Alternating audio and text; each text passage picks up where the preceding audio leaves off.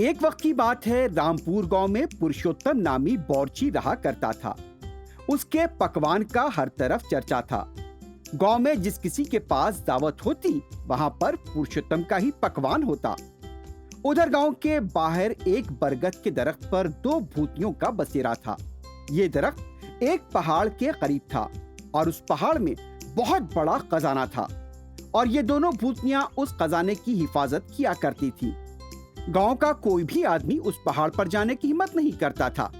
पुरुषोत्तम के पकवान का इतना चर्चा था कि भूतियों को भी उसका पता था। वो पुरुषोत्तम के हाथ का खाना खाना चाहती थी। एक दिन गांव वालों ने सैर पर जाने का मंसूबा बनाया और उनके कई साथी भी इस मंसूबे में शामिल हो गए। एक साथ कई लोग जा रहे थे, इसलिए उन्हें भूतों का खौफ नहीं था। पुरुषोत्तम को खाना बनाने की जिम्मेदारी सौंपी गई। आह, क्या महक है पकवान की, मुंह में पानी आ रहा है मेरे। मुझे यही खाना है। महक से भूतियों को यकीन हो गया कि पकवान बहुत ही लजीज और जायकेदार होगा। दोनों भूतियां फौरी उस मुकाम पर पहुंची जहां पर पुरुषोत्तम पकवान कर रहा था।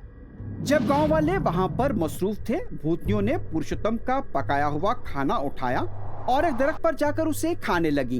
अब उन्हें मजा लग चुका था और एक दिन वो जादुई छड़ी लेकर पुरुषोत्तम के घर गई और उससे नींद से उठा दिया। पुरुषोत्तम उन्हें देखकर डर गया। मुझे मत मारो, मुझे बख्श दो।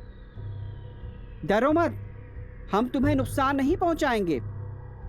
हमें सिर्फ तुम्हारे हाथ का पकवान चाहिए। किसी भी दावत में जाओ, हमें भी खाना भेजना। इसके एवज हम पहाड़ में पोशीदा खजाने का राज तुम्हें बताएंगे। परेशान मत हो तुम। पुरुषोत्तम हैरत में पड़ गया और उसने पूछा, खजाने का राज तुम लोगों को कैसे पता? तब भूतनी ने पुरुषोत्तम को बताया, जिस बरगद के दरख्त पर हमारा ठिकाना है, उसके अकबी हिस्से में जो पहाड़ है, उसमें खजाना है। हम बरगद के दरख्त पर बैठकर उस खजाने की हिफाजत करते हैं। उस पहाड़ी के अंदर जाने के लिए हम इस जादुई छड़ी का इस्तेमाल करते हैं। जब तुम हमारे लिए पकवान लेकर आओगे, तब हम तुम्हें खजाना हासिल करने का तरीका बताएंगे। ये कहकर भूतनियां चली गईं। पुरुषोत्तम ने गांव वालों से उस खजाने के बारे में सुना था। पुरुषोत्तम को भूतों की बात पर भरोसा हो गया।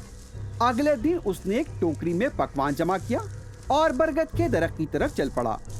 भूतनियां पकवान देखकर बहुत खुश हो गईं।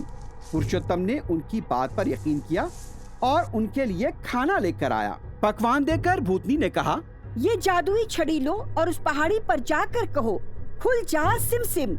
ये कहने पर दरवाजा खुल जाएगा। उसके अंदर एक घंटा लटका होगा। उस घंटे को ना तो बजाना और ना ही उसके करीब जाना। एक खतरनाक शैतान वहाँ पर सोया हुआ है।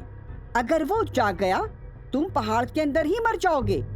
होशियार रहना, अगर तुम दबे कदमों से आगे बढ़ोगे, तब तुम्हें वहाँ से हीरे जवाहरात मिलेंगे।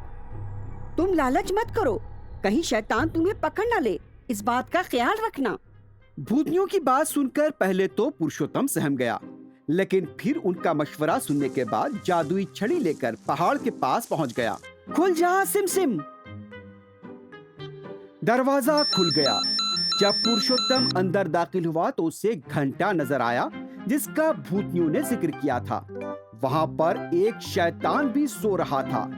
जब पुरुषोत्तम दबे कदमों से आगे बढ़ा तो वहां सोने के जेवरात उससे नजर आए। पुरुषोत्तम ने लालच किए बगैर थोड़े से जेवरात अपने थैले में रखे और वहां से एहतियात के साथ निकल गया।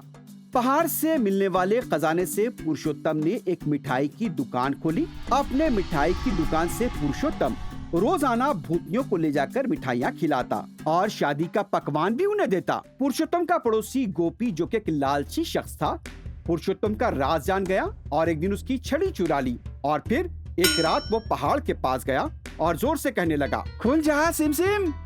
पहाड़ का दरवाजा खुल गया। वो बहुत खुश हुआ और जल्दी जल्दी अंदर दाखिल हो गया। जाते वक्त उसने घंटे को और सोते हुए शैतान को नहीं देखा। गोपी को वहां पर रखे हुए सोने जवाहरात को देखकर अपनी किस्मत पर रश्क होने लगा। उसने अपने थैले को सोने और जवाहरात से भर दिया और जब वो वापिस सो रहा था, अचानक वो घंटे से टकरा गया और फिर शैतान नींद से बेदार हो गया और उसने कहा, कौन है? अचानक पहाड़ का दरवाजा अंदर से बंद हो गया। शैतान ने गोपी को कैद कर लिया। पुरुषोत्तम ने जादुई छड़ी खो जाने के बाद कभी उस बारे में नहीं सोचा। अपनी मिठाई की दुकान से उसे काफी मुनाफा हो रहा था। वो काफी खुशहाल था। उसने भूतनियों को मिठाइयां भिजवाने का सिलसिला भी जारी रखा और उधर गोपी लालच की वजह से शैतान का कैदी बन गया।